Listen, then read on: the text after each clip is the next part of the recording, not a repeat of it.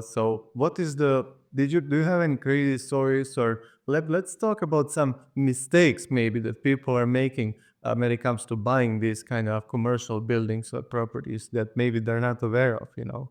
Yeah, so actually there was it's really important to know who you kind of get into business with, and you kind of almost vet out your buyers and sellers a little bit. You want to give everybody a little bit of the benefit of the doubt. But, if you start to see some red flags, and there was an instance where there was a property, really cool property. Yeah. I won't get into the specifics of what it was, but it was very specific. It was like almost like a special purpose type of space.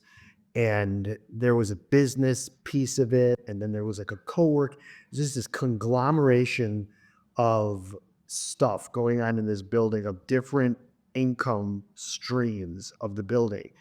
And the guy was selling it, he was selling the business with it, and it was a subscription model.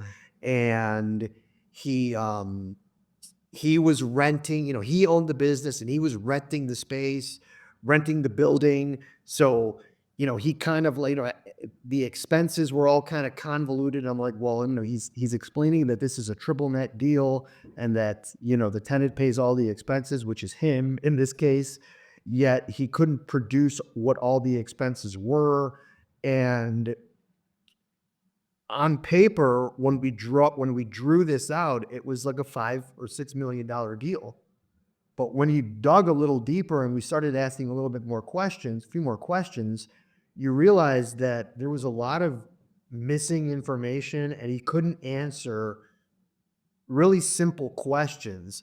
So I started to question what was actually going on in the space, and how much money was really being generated, and what was the expenses, and who was paying what, and what have you. So long story short, he wanted us to take the listing. I wanted to do it a certain way, and he was really rigid about it. So I declined it.